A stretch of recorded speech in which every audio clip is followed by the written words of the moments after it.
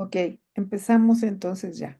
Creo que nos tenemos que esperar a que aparezcan unas barritas, que quiere Ah, decir que ya está la transmisión perdón, perdón. en el Facebook.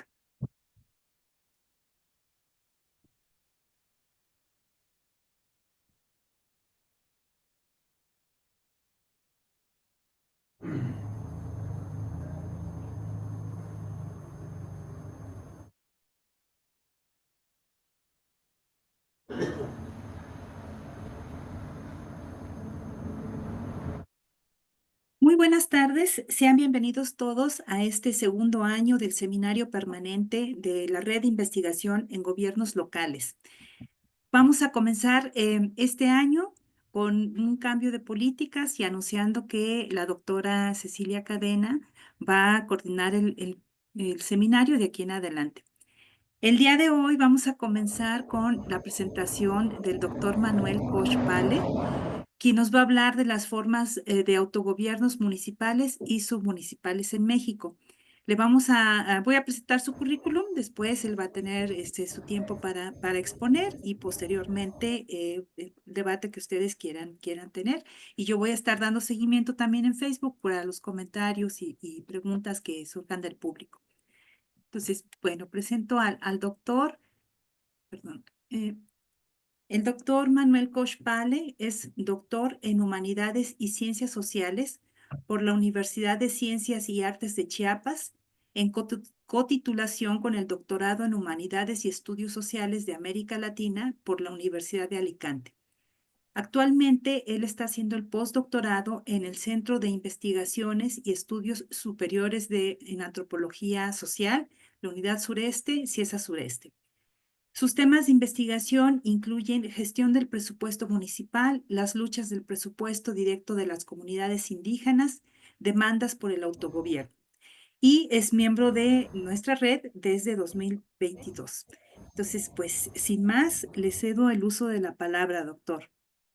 Ok, gracias, buenas tardes a todas y todos. Es un gusto estar conectado con ustedes desde internet.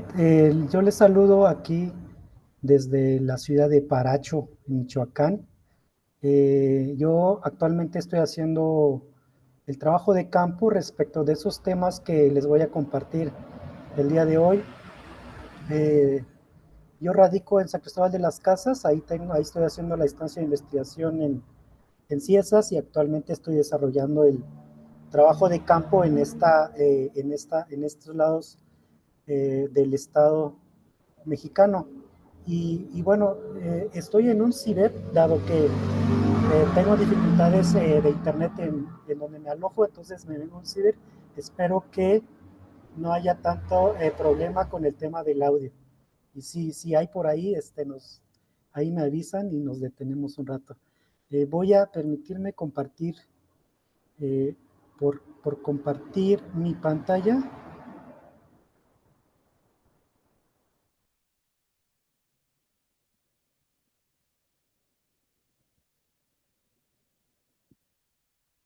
¿No? Mm, Si no, yo ¿Está lo puedo bien? compartir. Todavía no, A pero ver,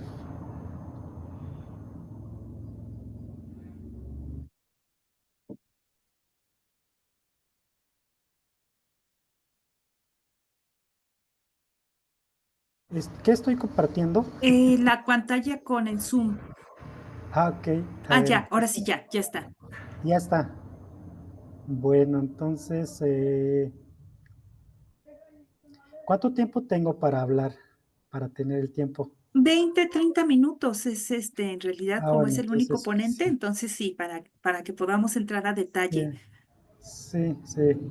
Sí, de hecho, bueno, desarrollé algo también un poco sintético como para tener la oportunidad de conversar con ustedes sobre estos temas en caso de que estén interesados sobre este nuevo fenómeno que yo estoy documentando. Eh, sí se ve que ahí la presentación completa, ¿verdad? Sí, Sí, sí se ve, Manuel. Perfecto. Entonces, ya. Bueno, le he denominado a esta presentación como formas contemporáneas de autogobierno municipales y submunicipales en México. e implicaciones para su estudio. Le llamo formas contemporáneas de autogobiernos, dado que estas formas que yo voy a presentarles prácticamente empezaron a desarrollarse en este nuevo siglo, que es un poco a las formas de autonomía que impulsaron algunos pueblos indígenas el siglo pasado. Y también al final, un objetivo de esta presentación es también presentarles algunas propuestas, unas líneas o ejes de investigación que se pueden abordar en el marco de este fenómeno que están surgiendo de los pueblos indígenas y que apela a la cuestión de los municipios y las municipalidades que pertenecen a los municipios. Quiero empezar entonces con la definición de algunos conceptos como básicos, más allá de que al rato hablamos un poco de debate, sobre el tema de autonomía, ¿no? Aquí a mí me interesa enfatizar un poco la diferencia entre la idea de una autonomía de facto, una autonomía constitucional. La autonomía de facto vamos a entender como aquellas formas de autonomía que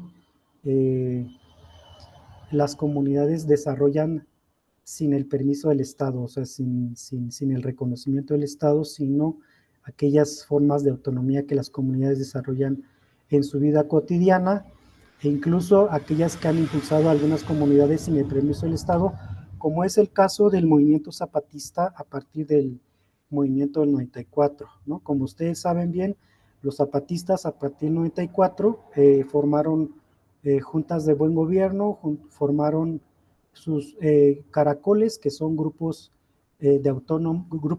municipios autónomos, en el que pues ellos se rigen en base a sus propias formas de organización política, social, cultural, económica, y pues por este lado no le pidieron permiso al Estado. Entonces, una forma de autonomía actualmente, como les decía, que un poco se empezó a impulsar desde el 2021, es el tema de la autonomía constitucional, donde en este caso municipios, pueblos indígenas empezaron a solicitar el reconocimiento de su autonomía, pero un reconocimiento por parte del Estado, y que también en ese proceso apelaron, no solo apelaron, digamos, los artículos segundo y cuarto constitucional, sino también apelaron todos los convenios y tratados internacionales que hay en materia de derechos de los pueblos indígenas y afrodescendientes, ¿no? Como es todos los artículos de la Convención de las Naciones Unidas, la Organización Internacional del Trabajo, la Convención Americana de Derechos Humanos y otras ahí que se apela para el ejercicio de los derechos. Y bueno, como estos pueblos piden reconocimiento de derechos, por lo tanto también piden, digamos, los beneficios que tiene el Estado. En este sentido, aclaro estas dos cosas, ¿no? La autonomía que se puede decir un poco radical, ¿no? Sin el permiso del Estado, y la autonomía constitucional que tiene que ver ya con el reconocimiento y con el permiso del Estado. Ese es uno. Por otro lado, también quiero también diferenciar como ahora en este tema que yo estoy trabajando, dos formas de autonomía.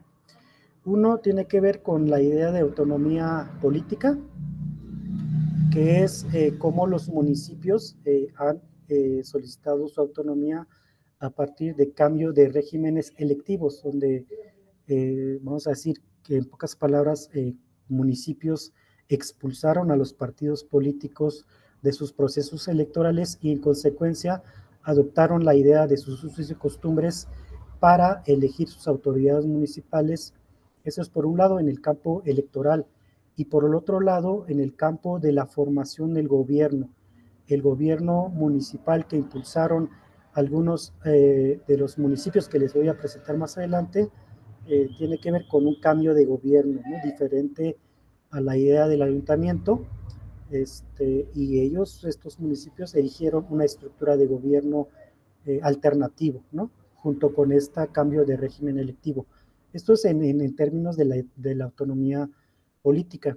Y hay otra nueva modalidad de autonomía que están impulsando, en este caso, las submunicipalidades, que son las que podemos decir son aquellos ejidos, comunidades, agencias, tenencias, colonias, pueblos, como se quiera decir, que no son municipios, que sin embargo recientemente ha habido un impulso fuerte, sobre todo aquí en Michoacán, de estas submunicipalidades que han exigido, que están exigiendo su autonomía frente a los municipios que pertenecen y que acá en el caso de Michoacán han tenido un gran avance, ¿no? Que también es algo que les voy a presentar. Este es el caso de la autonomía presupuestal, que es donde se manifiesta o se ejerce de manera concreta esta idea de autonomía o autogobierno que tienen las municipalidades.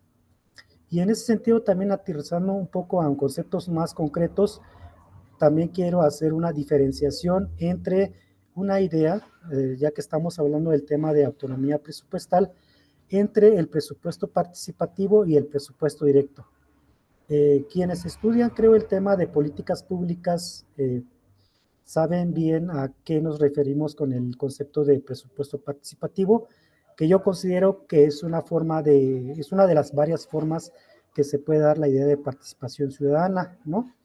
Donde los grupos beneficiarios, ya sea las colonias, barrios o comunidades, participan en este caso en el ejercicio, en la ejecución, en la planeación incluso del presupuesto para obras públicas en este caso, ¿no?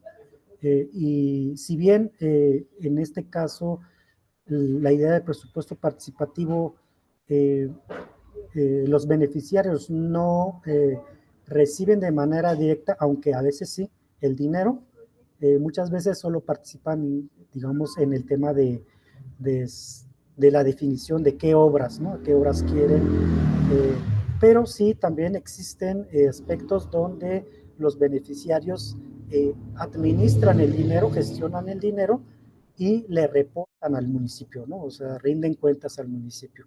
Y yo lo considero esta parte como una de las varias expresiones de la participación ciudadana. Ahora, el tema del presupuesto directo es un tema muy distinto. Eh, y esto tiene que ver con una idea eh, a la manera de, digamos, michoacana, que les voy a presentar, que es una forma de autogobierno. El presupuesto directo en este caso, en este caso aquí en Michoacán, las tenencias están recibiendo presupuesto directo y se convierten como autoridad gubernamental también. Y prácticamente podríamos decir que adquieren autonomía del municipio que pertenecen y se desligan del municipio prácticamente por completo, ¿no? Además de recibir el presupuesto directo, ya no del municipio, sino directo de la federación y del estado, también estas tenencias, las comunidades, se convierten en un gobierno. Y entonces surge un debate, incluso aquí hay un debate muy interesante entre las comunidades sobre la idea de un nivel, de que aquí se está haciendo realidad la idea del cuarto nivel de gobierno, ¿no? Porque ejercen el gobierno como un municipio. Eh, hay muchas implicaciones sobre este fenómeno porque eh, tampoco son reconocidos formalmente como cuarto nivel de gobierno, ni son municipios, entonces están como aquí hablamos de que están como en una zona gris, ¿no? Incluso en términos de, de, de, de auditorías y todo eso, todavía no está bien definido cómo el Estado puede tratar a estos municipios. Y es un fenómeno muy reciente que por eso me parecía importante como presentarles, ¿no? Y bueno, luego de esta breve definición de conceptos, quiero presentarles el fenómeno en sí que estoy indagando. Como les decía, hay dos niveles en este caso desde donde se ejercen las autonomías o los autogobiernos. Uno es a nivel de municipios, ¿no? Y otro es a nivel de submunicipalidades. En un lado, en la estrellita roja, estoy enumerando, estoy poniendo datos respecto de los municipios que han transitado a un régimen por sistemas normativos internos, o sea, a lo que le llaman usos y costumbres como una expresión de su autonomía o de su autogobierno.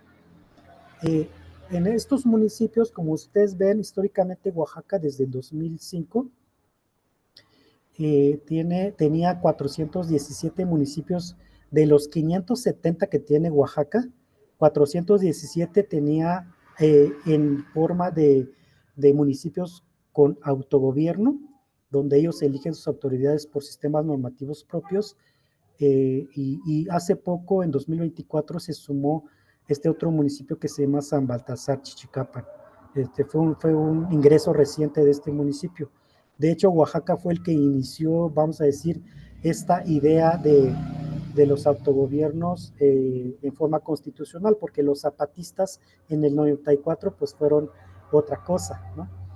Y bueno, un fenómeno que se dio a conocer muy importante a nivel nacional, que ustedes seguramente se estuvieron muy enterados, es el caso de Cherán en Michoacán, que igual este municipio purépecha de aquí expulsó a los partidos políticos y empiezan a elegir a sus autoridades municipales en base a sus usos y costumbres, y asimismo también eligieron o reestructuraron su forma de gobierno en una forma de gobierno comunal muy diferente a la idea de un ayuntamiento, ¿no? Luego, en 2019, se sumó el municipio de Ayutla de los Libres en Guerrero, que es un municipio que está conformado por tres grupos, bueno, más básicamente dos grupos étnicos, que son los Mepa y los Tsunsabi, junto con con el pueblo mestizo, y se impulsaron también su cambio de régimen electivo por sus sistemas normativos propios, y asimismo cambiaron su forma de gobierno de tipo comunal. Y en ese mismos años, en 2019, también en el municipio celtal maya de Ochuc, también transitó su régimen electivo en 2019, y a diferencia de los otros municipios de Michoacán y Guerrero, Ochuc en Chiapas mantuvo la figura del ayuntamiento municipal, pero su régimen de elección de autoridades cambió a sus sistemas normativos. Yo había pensado, por la cuestión del tiempo, no pensé en presentarles de manera como aterrizada los casos de estos estados, por cuestión de tiempo precisamente, pero yo publiqué un artículo el año pasado en la revista Iberoforum de la Universidad Iberoamericana, donde analizo el caso de Michoacán, Guerrero y Chiapas, sobre cómo estos municipios llevaron a cabo su proceso electivo en base a sus usos y costumbres, y cómo fueron las formas de gobierno comunal que erigieron a partir de estos cambios de regímenes electivos. Ese análisis está en ese artículo que yo le llamé 3 modelos de autogobiernos municipales en México. Por si les interesa ahí indagar cómo se hizo en cada proceso. Este fenómeno de autogobiernos tiene que ver con la ola de violencia por el crimen organizado que han sufrido estos estados, estos municipios, sobre todo en Michoacán y Guerrero, ¿no? Eso es por un lado, ¿no? La inseguridad. Y por otro, pues toda la ola de corrupción y digamos que el sistema partidista en estos municipios como que creaba problemas, conflictos sociales frecuentes, y pues decidieron, como una respuesta para reconstruir el tejido social de estos municipios, transitaron a estos sistemas normativos, y ha funcionado bien, ¿no? Ha funcionado bien en lo general, aunque siempre tienen desafíos internos, ¿no? Eso también lo presento en ese artículo. Y bueno, voy a pasar al caso de las submunicipalidades. la forma en que cómo están ejerciendo autonomía, autogobierno estas submunicipalidades es a partir del ejercicio del presupuesto directo. Quien lleva la batuta sobre este fenómeno es Michoacán. Michoacán actualmente existen 48 comunidades, o sea, aquí le llaman tenencias, 48 comunidades que ejercen presupuesto directo, que ya no dependen del municipio y que ejercen gobierno ellos mismos, y actualmente se encuentra también 9 en proceso de constitución. Y Oaxaca, en el municipio de San Juan, Ostolotepec, acaban de también transitar a través de un convenio entre sus 4 comunidades y el municipio para que estas comunidades pudieran acceder a su presupuesto directo y ejercer su autogobierno. Ahora, este fenómeno se hizo interesante porque resulta que en comunidades como en Chiapas, Hidalgo, Tlaxcala y otros estados por ahí, le están entrando al proceso, ¿no? Le están entrando al proceso. Sin embargo, ellos, estas comunidades como el Ejido La Candelaria, aquí en Chiapas, en el municipio de San Cristóbal, está en proceso. Igual en Hidalgo, la comunidad de Tezcajo, municipio de Nicolás Flores, Álvaro Obregón, municipio de Españita en Tlaxcala, están en ese proceso de solicitud de proceso directo, pero en forma de autogobierno, ¿no? Y en todos los casos están siguiendo el ejemplo de Michoacán.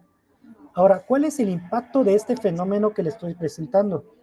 Resulta que la reforma al artículo 2 constitucional reciente, ese es uno, y ahora con la nueva presidenta Claudia Sheinbaum, la implementación de una idea de presupuesto directo que se ha anunciado muy recientemente, implementado o que va a implementar el Instituto Nacional de los Pueblos Indígenas, es justamente una respuesta a esta dinámica que están impulsando las comunidades de Michoacán.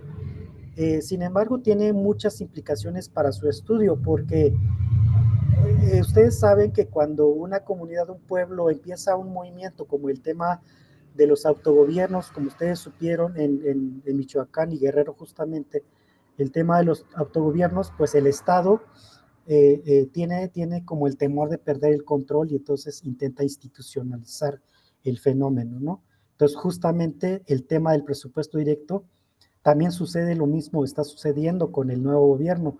Están viendo que las comunidades están sumando a exigir autogobierno, autonomías a través de ejercicio de presupuesto directo.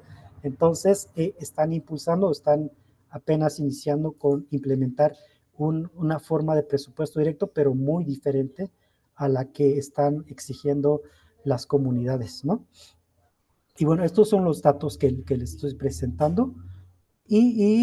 Bueno, algunas dimensiones de análisis que yo propongo para el caso de estudio, que son algunas dimensiones que yo estoy documentando justamente en estos meses que estoy haciendo trabajo de campo, que son aspectos que me parecen relevantes y que tienen estas implicaciones o impactos en este fenómeno de las luchas de estas comunidades y pueblos indígenas, ¿no? El aspecto jurídico, el aspecto político, lo social y lo administrativo. Bueno, rápidamente así, como les decía, la reforma al artículo 2 constitucional es una respuesta o es una de los resultados del impulso que traen estas comunidades en todo el país, y ahorita el debate es cómo se va a dar la armonización de esta reforma constitucional a nivel de las legislaturas locales, ¿no? Todavía está en debate eso y se está trabajando actualmente en las propuestas de cómo se deben armonizar por un lado y por otro cómo debe de crearse o la necesidad de crearse las leyes secundarias y los procedimientos para que esa constitución, lo que dice ahí, se puedan materializar en el derecho de los pueblos. Y bueno, en el caso jurídico, en el caso de Michoacán está muy avanzado en ese sentido, porque aquí el municipio el estado ya tiene una ley orgánica municipal. En la ley orgánica municipal reconoce a estas submunicipalidades el derecho de autogobierno y también del ejercicio de presupuesto directo, ¿no?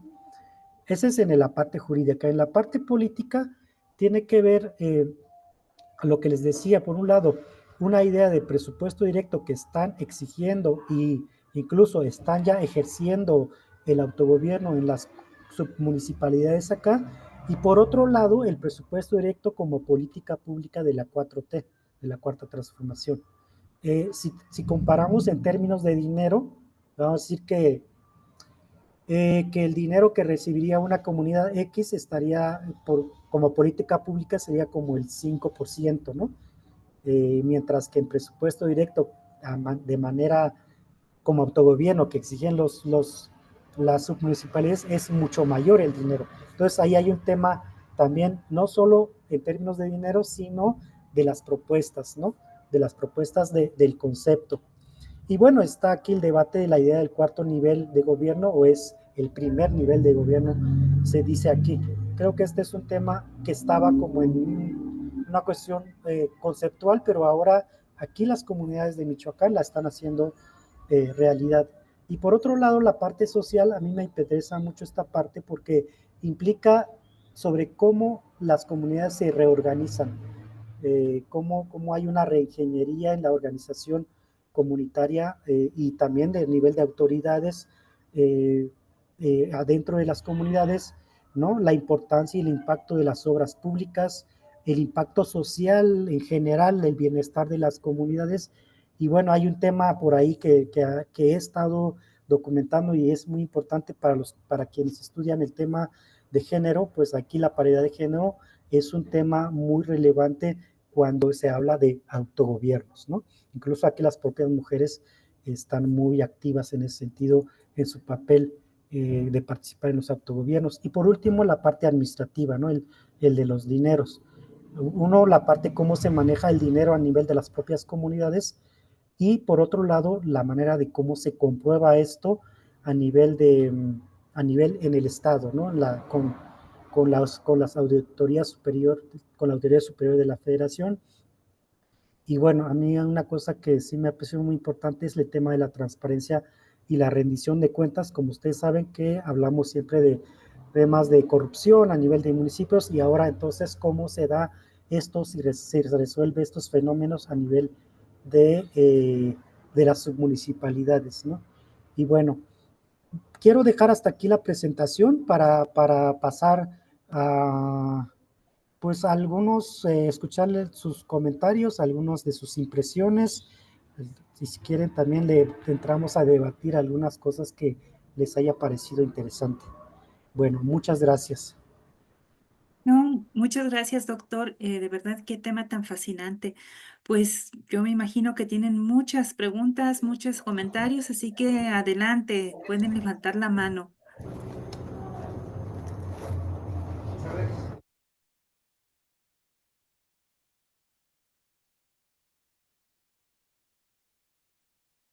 No se amontonen como dicen por Sí, acá. a Ceci, Ceci ya, y la mano. Gracias.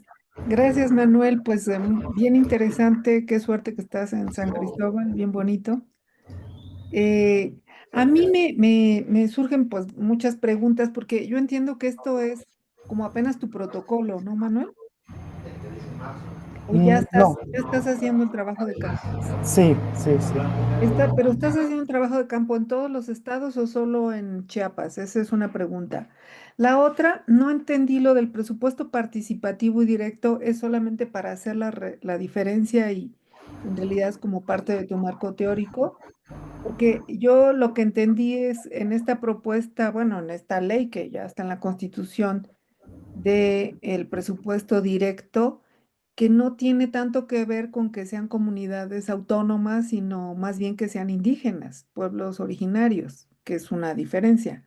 No todos los pueblos, ayuntamientos autónomos creo que son indígenas, o si tú nos lo dirás. Y la otra, bueno, por el momento nada más. ¿En dónde vas a hacer el trabajo de campo y por qué? Gracias, felicidades. Bueno, creo que se me hace más fácil poder como ir contestando algunas de los comentarios aquí. Yo ahorita es un proyecto de investigación que postulé para CIESAS Entonces, justamente ese proyecto está en un marco que se llama Sistemas Normativos Internos para la elección de autoridades municipales en México. Ese es un proyecto que implementé hace 2 años. Justamente esto es parte de una continuidad del proyecto que estoy desarrollando. Entonces, vamos a decir que la investigación o el proyecto de investigación que estoy desarrollando está en 2 etapas. Una primera etapa fue a nivel de municipios indígenas, que este es el caso de Cherán, Ayutla de los Libres y Ochuc en Chiapas. Entonces eso fue una primera etapa, fue del 2002, 2003. Esa es una primera etapa que es a nivel de municipios indígenas, ¿no? Que transitaron una idea de autogobierno o autonomía a partir del cambio cambio de régimen electivo que ellos impulsaron. Esa es una primera etapa. Y la segunda etapa es esta, que tiene que ver con el tema de los presupuestos directos. Y justamente esa pregunta que usted me hizo acerca del presupuesto directo, dado que es un fenómeno nuevo, hay mucha duda y mucha confusión, porque resulta que el concepto de presupuesto directo originalmente lo propusieron o lo impulsaron las comunidades indígenas aquí de Michoacán, ¿sí? Que es muy diferente al tema del presupuesto participativo, porque el presupuesto participativo pues prácticamente es una política pública que de por sí viene desde antes, ¿no? Ya sea que se haya ejercido o no. Uh-huh. Y poco Entonces, participativa. Es decir, exactamente, no con exactamente. autonomía, porque son los Ex, proyectos del gobierno. Y este se exacto. supone que son proyectos, sí, de las comunidades. Exactamente. Entonces, ahí la diferencia, ¿no? Entonces, en primer lugar, así como aclarando, ¿no? La idea del presupuesto directo a la manera de las comunidades aquí de Michoacán es una forma de autonomía o de autogobierno. ¿Por qué? Porque ellos, justamente de dónde viene esto, las comunidades tienen conflictos con los municipios. Los municipios a veces no quieren entregarle dinero a las comunidades, ¿no? Entonces las comunidades se enojan porque no nos entrega el dinero para obras públicas. Entonces exigieron, aprovechando esta onda de las autonomías y autogobiernos, exigieron su derecho a acceder al dinero propio. Y bueno, aquí en Michoacán se los reconocieron y lo están ejerciendo como autogobierno. Y son pequeños, casi pequeños municipios, ¿no? O sea, eh,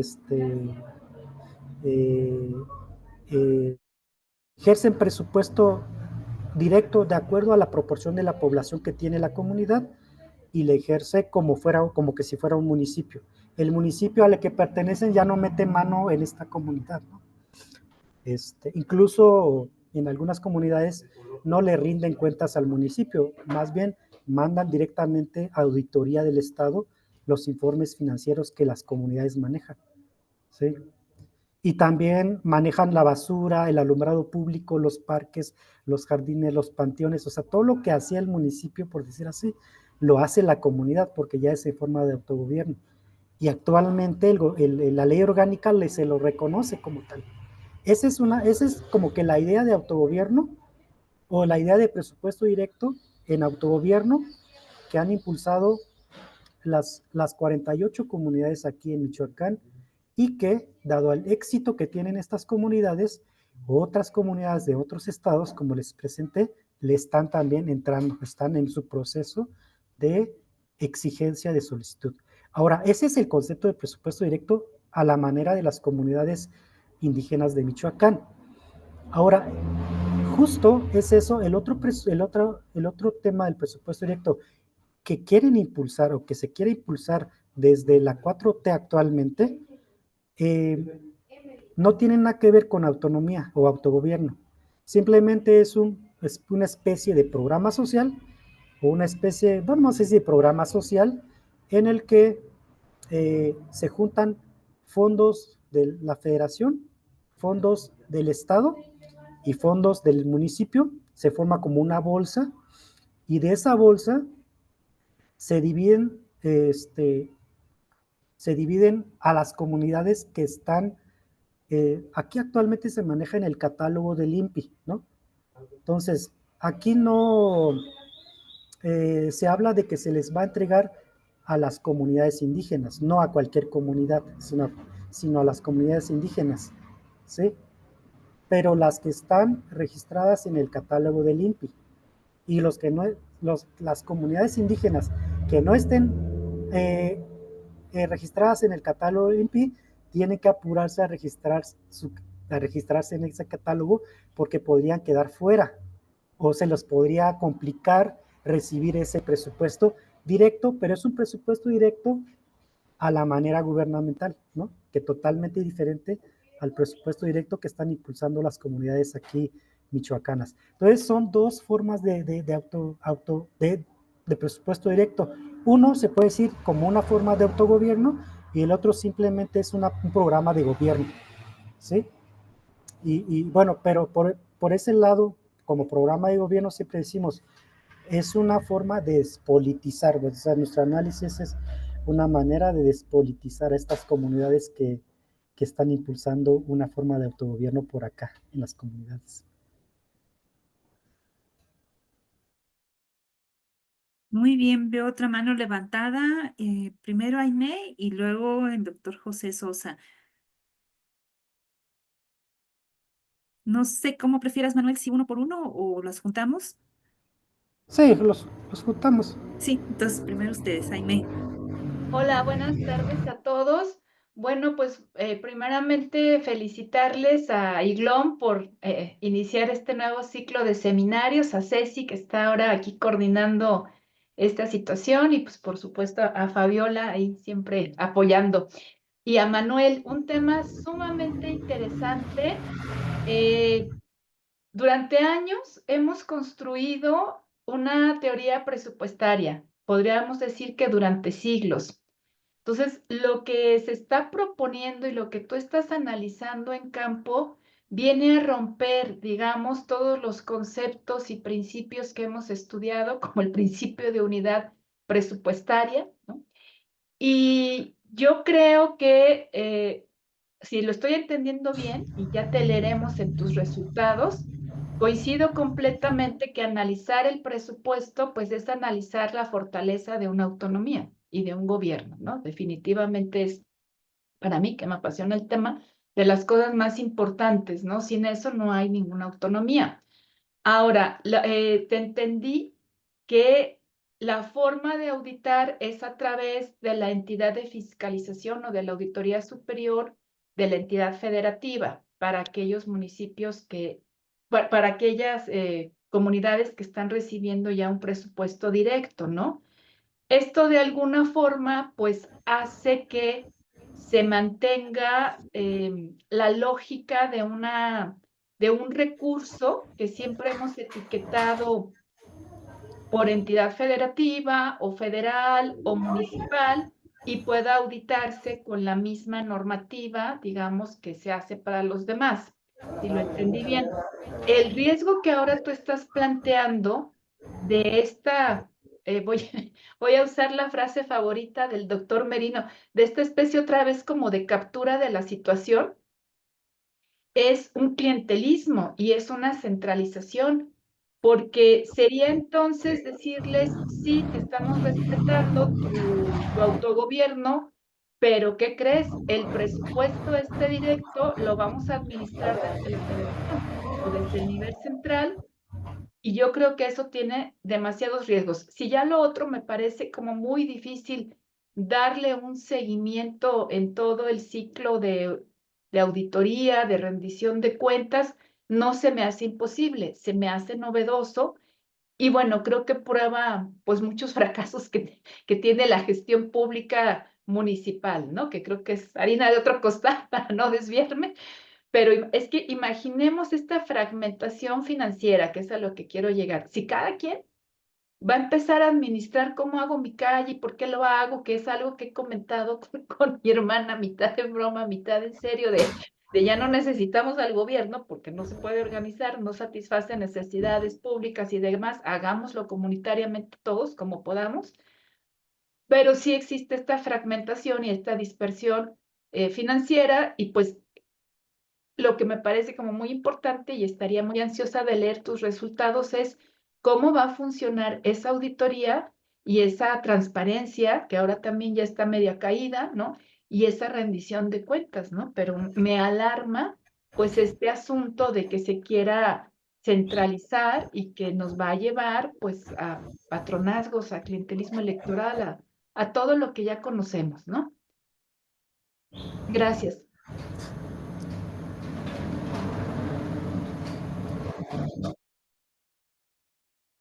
Alguien por ahí tenía también levantada la mano, ¿no? Creo que Era era el Pepe, doctor, sí, Pepe Pepe Sosa. Sosa. Ya, Ah, ya, ok. falta su micrófono nada más. Ya. Hola, buenas tardes. Pues qué gusto saludarles a todas y a todos. La verdad es que pues me uno también a la felicitación por el reinicio del seminario, pero creo que me parece que los temas de Manuel sí llaman a mucha preocupación, como dijo la doctora Aimé.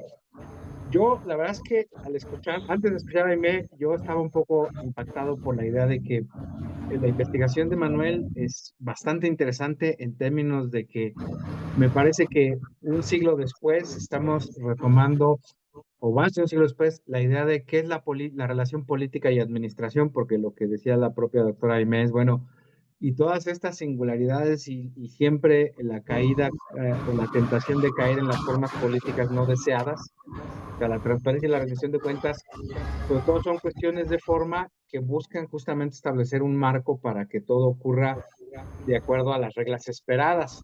Pero claro, si nos desviamos al corporativismo, al clientelismo, a la captura, ¿no?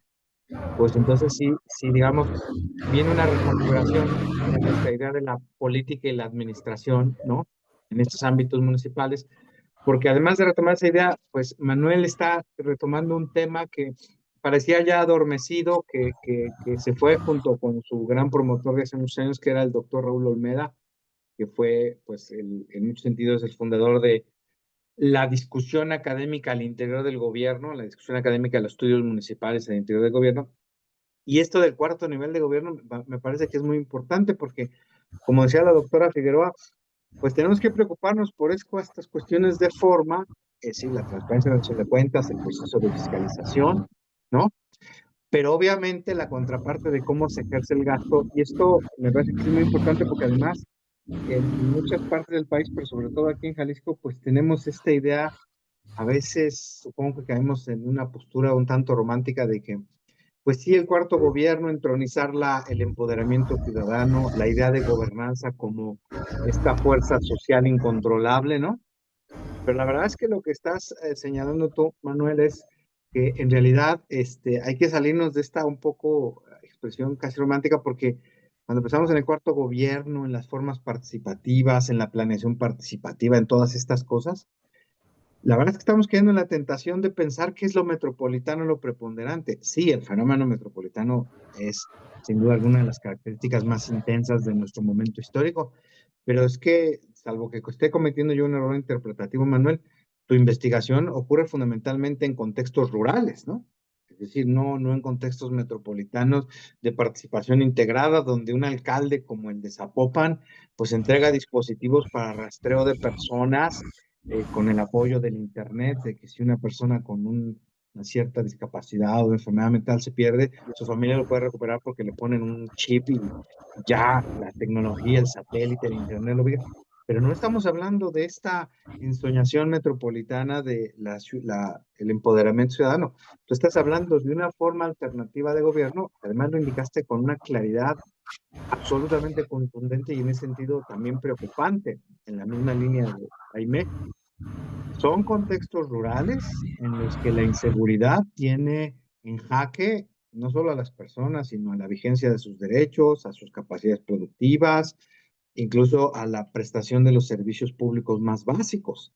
Entonces, yo la verdad es que, como decía, urge leer sus resultados porque en muchos sentidos nos va a permitir reconfigurar nuestra comprensión del fenómeno municipal, cómo ocurre la vieja relación entre política y administración, donde las viejas formas del patrimonialismo, el corporativismo, la cooptación no se han ido del todo. Es más, a lo mejor tendríamos que empezar a confesar que fuimos ingenuos pensando que se iban a ir, ¿verdad? De todas formas, la rendición de cuentas, la transparencia y la fiscalización sí pueden ser adaptables, por eso es legítima la pregunta, bueno, ¿y cómo le piensan hacer? Porque si cada uno va a ejercer el presupuesto como Dios le dé a entender usando la frase de las abuelas, ¿va? Bueno, eso no implica que no se puedan auditar y que no se puedan cumplir los principios de transparencia, buen gobierno, ciudadanía participativa, ¿no? Pero yo creo que en ese sentido, Manuel, sí estás, digamos, planteando una investigación que va sobre puntos que son realmente complejos, tanto para la teoría, para la vigencia de los conceptos, como para la narrativa, la descripción de la realidad, que es finalmente lo que tú nos estás aportando, ¿no? Es decir, las nuevas formas en que estos fenómenos ocurren y que, insisto, a lo mejor tendríamos que empezar a abandonar nuestra ensoñación romántica del fenómeno metropolitano como la verdadera construcción de la nueva ciudadanía y empezar a entender que estos contextos rurales, si en algún momento logran superar su situación difícil de inseguridad, a lo mejor estos esquemas prevalecen y son el verdadero futuro de la gobernanza municipal, ¿va? Yo hasta ahí dejo mi comentario, que es más una reacción de muy agradable sorpresa de esta visión y de estos hallazgos que estás elaborando, ¿no? Muchas gracias.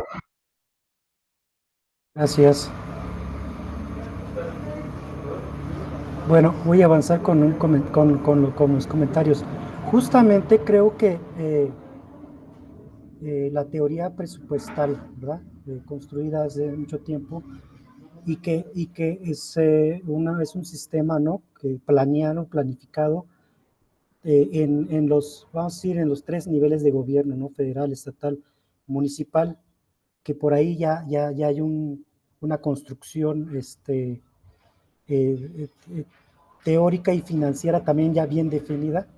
Y ahora justo bajamos a un nivel que es a nivel de comunidad, que ejercen un presupuesto de manera independiente, por decir así. Y lo que está pasando aquí es 2 cosas. Uno es que, en este caso, Hacienda del Estado dice, ok, pero vas a manejar los recursos como maneja un municipio, ¿sí? O sea, les dicen a las comunidades, sí vas a manejar tu propio presupuesto, pero no lo vas a manejar como tú lo quieres. Lo vas a manejar como maneja un municipio, con carteras, con dinero etiquetado, y también vas a reportar a Hacienda del Estado como un municipio reporta a Hacienda, ¿no? Entonces, por un lado, digamos, la teoría presupuestaria que recae en los municipios también recae a nivel de las comunidades en el caso de Michoacán, ¿sí? Hasta el momento, digamos que no hay un conflicto muy fuerte porque las comunidades dicen, va, o sea, ejerzo el presupuesto y hago lo que tú me dices, ¿no? O sea, si me etiquetas para cierta obra pública, vamos a ejercer una obra pública, ¿no? Si me etiquetas para ayuda social, pues va para ayuda social. Por ese lado, digamos, no hay. Sin embargo, el hecho de que hay una entidad, o sea, el problema aquí es que el hecho de que hay una nueva entidad no reconocida formalmente como 4º nivel de gobierno, los contadores están diciendo, estas entidades o estas zonas rurales no son objeto actualmente de fiscalización, ¿sí? Es decir, no están reconocidos como un municipio. No son entidades presupuestales, dicen los contadores, que son como que la parte que ejerce el recurso. Por lo tanto, como no son entidades presupuestales formalmente reconocidas en términos de fiscalización, no son sujetos de auditoría. O sea, son entidades como que están en una zona gris, dicen laguna legal. Están así como, porque es un fenómeno nuevo, ¿sí? O sea, a nivel jurídico político, estas comunidades están reconocidas como autogobierno, ¿sí? Pero a nivel financiero, presupuestal, es otro rollo.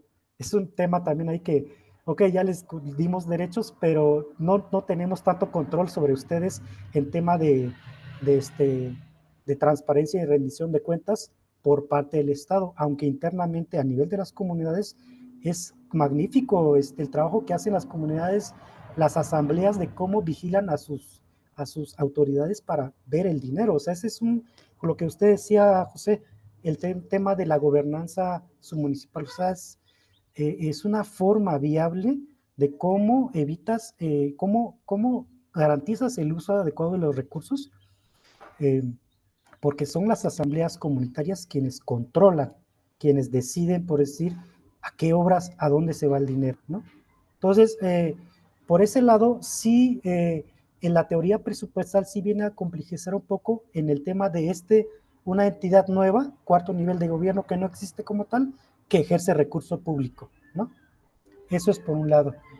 Y justamente, ¿no? Justamente lo que está pasando, esa duda anterior de que si presupuesto directo, si son autónomos, si son por autónomos o no son autónomos, justamente esto es lo que viene a complejizar el tema de también del control del Estado. O sea, el Estado, vamos a decir que tiene control hasta a nivel de los municipios en la manera de cómo, vamos a decir, controla la asignación del presupuesto y la fiscalización, hasta ahí.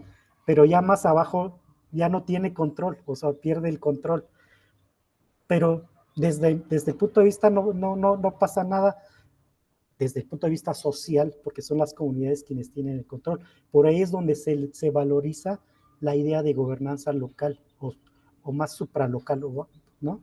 Eso es muy importante, ¿no? Es muy importante y creo que se rescata justamente eso, ¿no? No se puede entender la idea de autonomía, autogobierno, sin ejercer un presupuesto, que eso es lo que batallan las comunidades de aquí. ¿Cómo tu Estado me dices que tengo derecho, que tengo autonomía, sin tener recursos para ejercerlo, ¿no? Entonces, por ese lado argumentan esto. Y yo en lo personal, mi convicción como decir, bueno, los municipios están en crisis o están sabemos, ¿no? Que se manejan con muchas deficiencias los municipios, ¿no? No hay claridad justamente en el manejo de los presupuestos. Entonces, es a nivel de los municipios donde creo que hay como que por ahí luces, por ahí en el que están dando las propias comunidades y justamente el resultado de esta investigación al final pues, se pretende generar un documento sobre cómo le están haciendo estos municipios. En términos, yo lo manejo así, en términos de ventajas y desventajas, en términos de cómo se maneja el presupuesto directo aquí. Esa es la idea. Muy bien, ¿quién más se anima?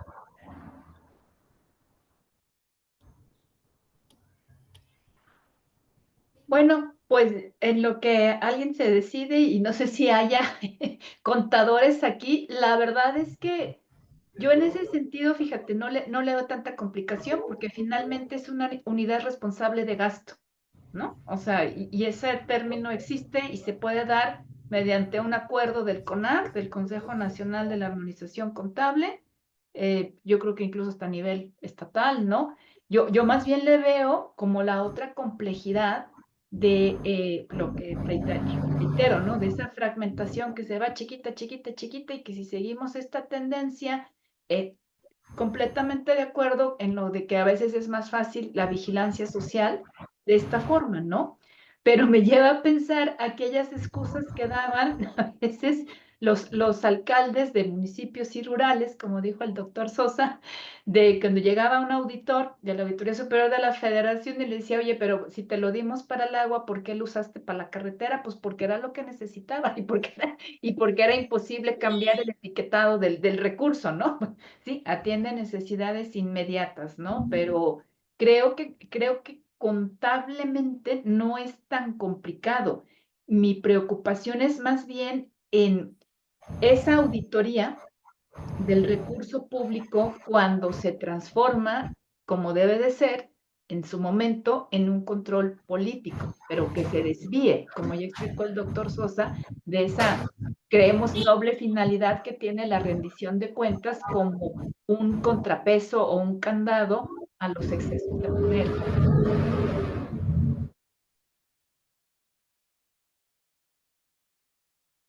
Sí, justamente es lo que está pasando, ¿no? Creo que una forma, eh, las comunidades hoy en día tienen muchas dificultades para, para obtener, digamos, el reconocimiento de autogobierno. Eh, de los 48 que han logrado con mucha lucha, incluso bloqueando caminos, yéndose al Palacio Municipal o del Estado a exigir el derecho, porque resulta que, pues, obviamente los poderes políticos a nivel municipal, pues, no quieren perder el control político en estas comunidades. Entonces, porque con esto ya no pueden manipular tan fácil a las comunidades políticamente, ¿no?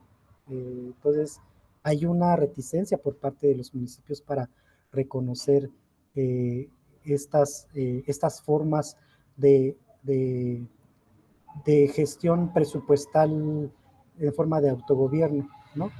Y, y justamente esta pulverización, por decir así, de la fragmentación del uso del presupuesto, sí, digamos, pone un poco de riesgo porque cada comunidad tiene acuerdos incluso con el municipio. O sea, a veces hay comunidades que reciben el dinero por parte del municipio de manera como un convenio y se maneja como presupuesto directo, ¿sí?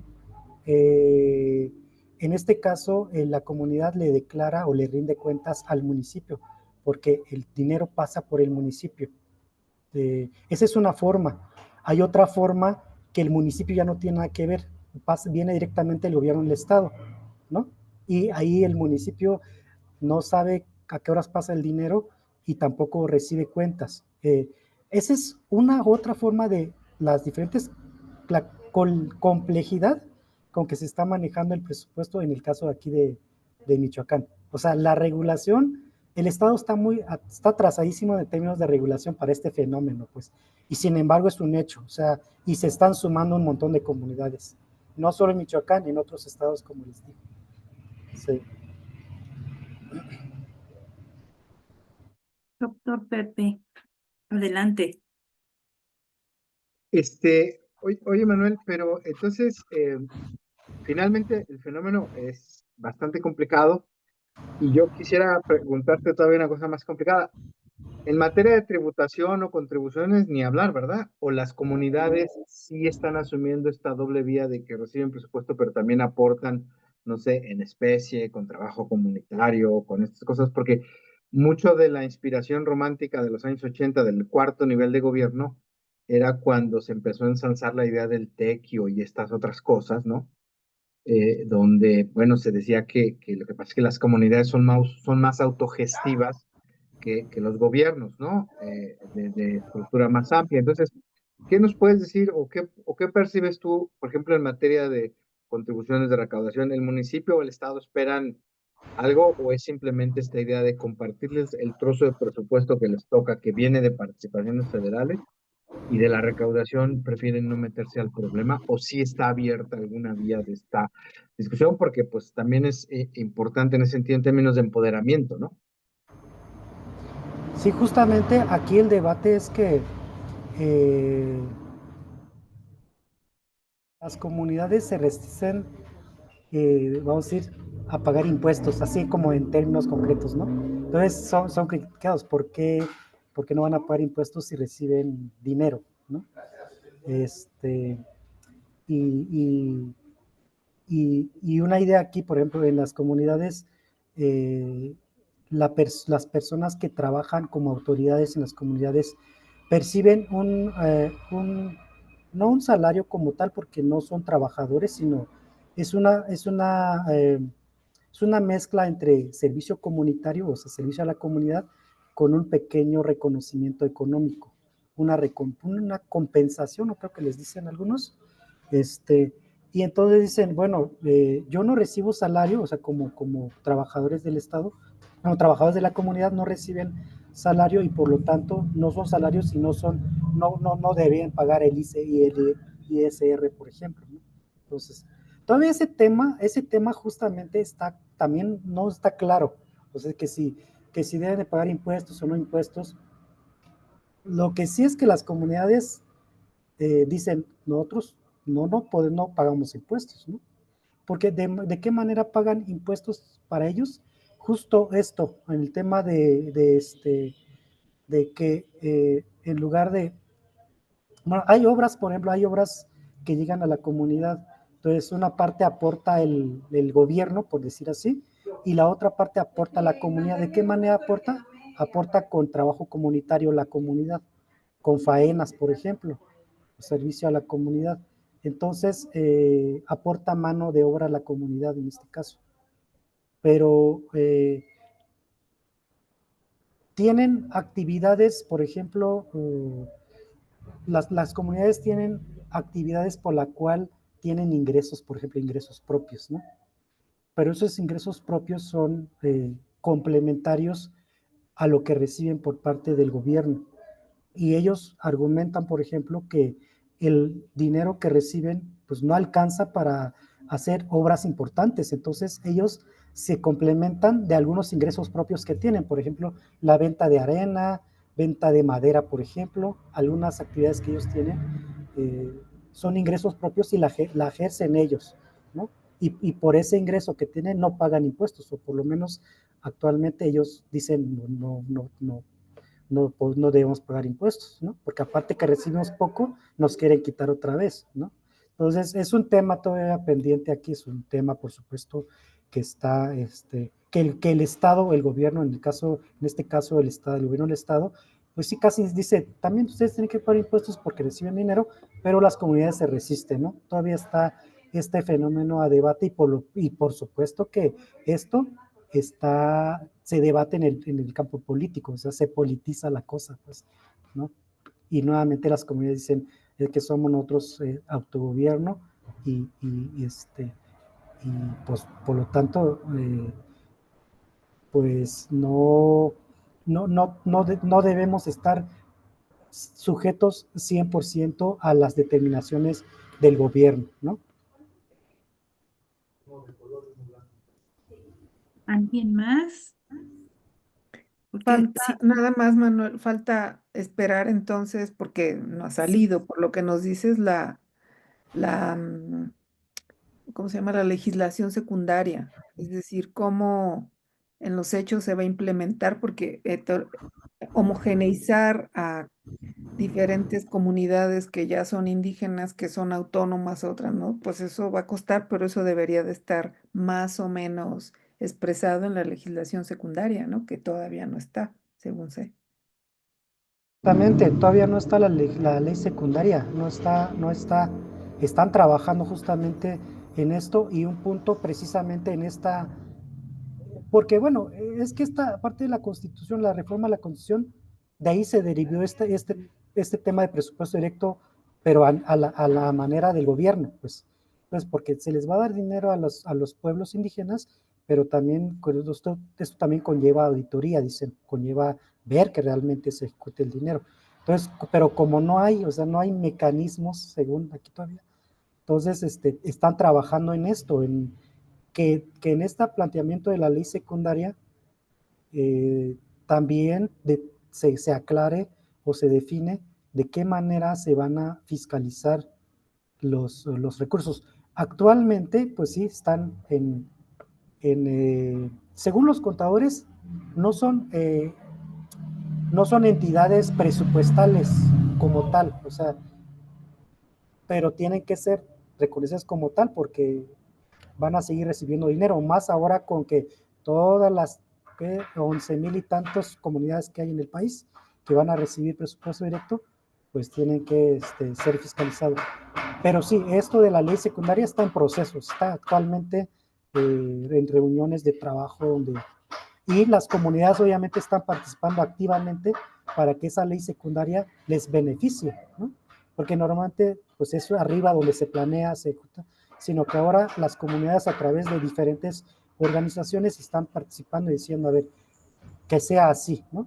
Que se respete nuestra autonomía o nuestro autogobierno, ¿sí? Pero está en proceso eso.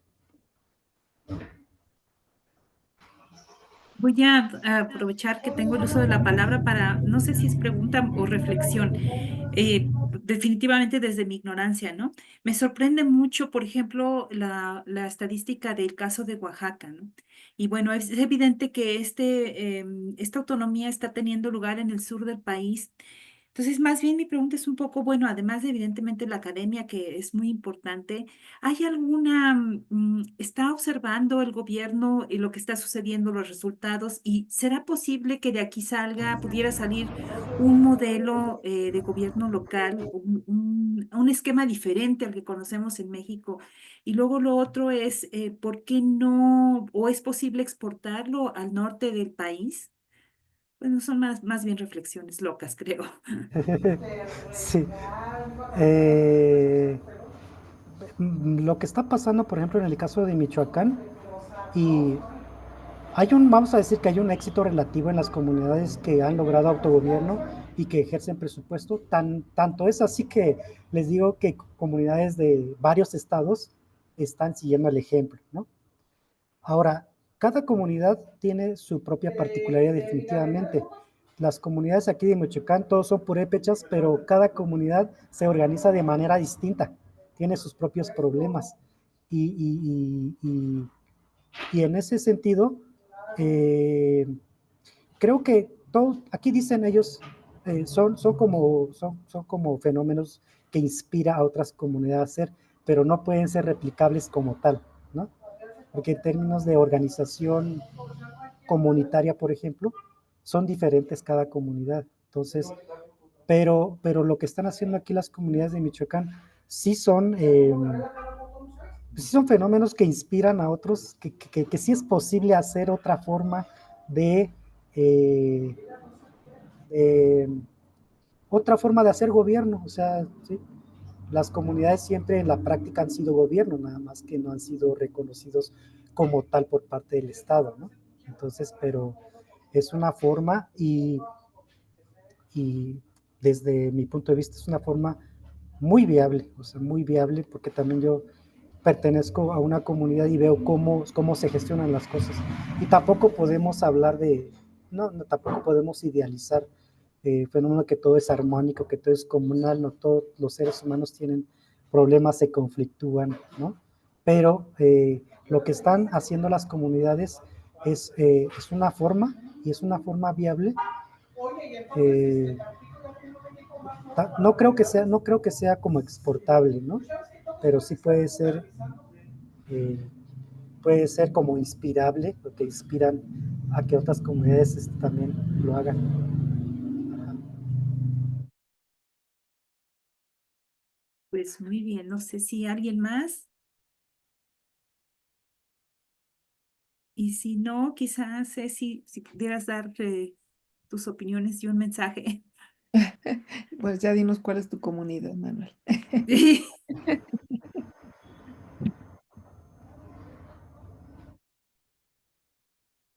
¿A qué comunidad perteneces?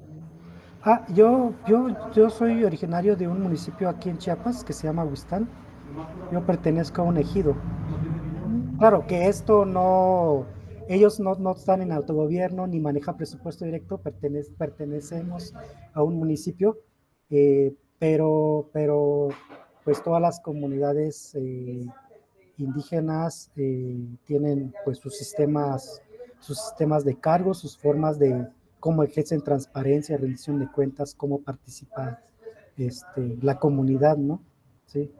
Y una cuestión de con lo que preguntó Fabiola, o sea, el hecho de constituir gobiernos consejiles, o sea, el consejo, no personalizar el poder a una sola persona, creo que en ese caso es una forma de cómo debe aprender de las comunidades, de compartir el poder, ¿no? De compartir el poder en forma de un consejo y no de una sola persona que acapara el poder y toma decisiones, ¿no? Ese es un aprendizaje que debemos de aprender de las comunidades y que esa parte sí podría eh, replicarse, digamos, a nivel de municipios. Pero eso es complicado. Pero quienes han demostrado ese ejemplo es Cherán y Ayuda de los Libres, que ellos sí desarrollaron un gobierno comunal y no es una formalización, o sea, también realmente se ejerce como tal el gobierno comunal. ¿Sí? En ese Claro, texto que eso publiqué, nos obliga a todos a aprender a negociar exacto, exacto, sí. y no Entonces, imponer a diferencia de una sola persona que puede robarse el dinero, sí, sí. pues O es muy imponer difícil que esté, decisiones cualquiera. exacto, Ajá. a que se roban el dinero los 10, por ejemplo, pero los 10 tienen que rendir cuenta a sus barrios, a sus Ujú, colonias. O sea, es una forma un poco ahí descentralizar la cuestión, pero ujú. también tiene sus complejidades, ¿no? Tiene sus complejidades. Entonces, eh, es un análisis muy breve en el artículo científico que publiqué el año pasado en el de Iberforum, que les digo, 3 modelos de autogobierno municipal en México, y que analizo el caso de Ayuda a los Libres y Cherán, que ese es muy Ojalá nos lo interesante. puedas mandar, Manuel. ¿Cómo? Ojalá nos lo pudieras mandar aquí por el chat de Iglom o Ah, mandar a Fabi y ya que ok. mande a todos. Sí, sí, perfecto, perfecto. Sería interesante. Bueno, pues muy bien. Ceci, me gustaría que dieras unas palabras. Pues nada, que yo estoy muy contenta por retomar este seminario permanente. Me parece que ha sido un excelente inicio, una excelente manera de empezar. Y me gusta mucho esta dinámica de, pues, de un tema y de lo que hizo Manuel, pues, abrir para discutir y que todos podamos preguntar. Y me parece que eso es mucho más rico que a veces una exposición, dos preguntas y ya yo he aprendido. La verdad a mí me gustó mucho el formato, me gustó mucho todo lo que expusiste. Es un gran problema, es un problema actual del que, ves, al menos yo poco había escuchado que se estuviera ya trabajando, porque es bien reciente la reforma, creo que fue en noviembre del año pasado. Entonces, pues felicidades, Manuel, estás atacando un problema muy difícil, muy puntual, pero muy importante para los municipios, que eso es lo que nos interesa aquí. Yo te felicito, felicito a mis colegas, a Pepe Sosa, que hacía mucho tiempo que no lo veía, y, y pues nada, muchas gracias a Fabiola, que nos ha dado todas las facilidades para hacer esto, y pues vamos a seguir aquí. Nos vemos el próximo mes, el mes de abril, que creo que ese Sí, mes lo adelantamos. sí, va a ser el 10 de Va a abril ser el 10 de por la abril por Semana la Santa. Semana Santa, Sí, lo vamos a adelantar. Pero ya así es. tenemos al ponente, que es Luis Rodríguez. Ah, no, Pepe No, Sosa. sí, justamente. Exactamente. Sí, que nos va además a hacer una comparación entre Perú y México. Creo que va a estar Ajá, muy ajá. interesante para que Perdón, nos... perdón, Pepe, Sí. sí, sí, sí. Y Pues pues, el 10 de abril, que es el día de Emiliano Zapata, el nacimiento de sí, Zapata. es cierto. Aquí nos vemos y pues me va a dar mucho gusto. Muchas gracias, Manuel, de verdad ha sido no sé, yo aprendí mucho en esta sesión. Lo agradecemos mucho, Manuel. Sí, muy bien. Y bueno, si podemos abrir las cámaras para hacer una toma de pantalla, sería genial. Espérenme tantito. Entonces, ¿ya listos? Hola, Luis. Sí. Aurea. Bueno, empiezo, ¿eh? Una, dos, tres.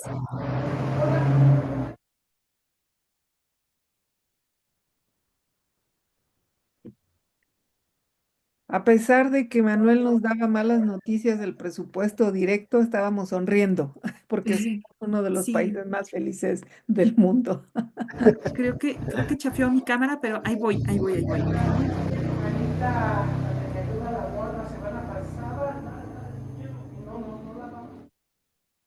Bueno, tengo dificultades con la computadora, pero está en el Facebook, entonces de ahí voy a tomar la toma de Sí, la yo pantalla. les ayudo, a ver, yo intento Sí, una, a quédense ver, quietecitos. sí.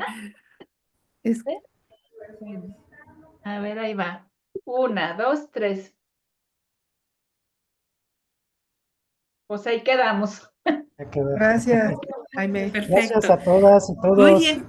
Gracias. Antes de Gracias que y se muy me buenas. vaya, nada más dar un par de avisos de que ya estamos por tener las memorias del Congreso. Entonces por ahí se van a publicar en la página web y se las voy a compartir también por correo. De igual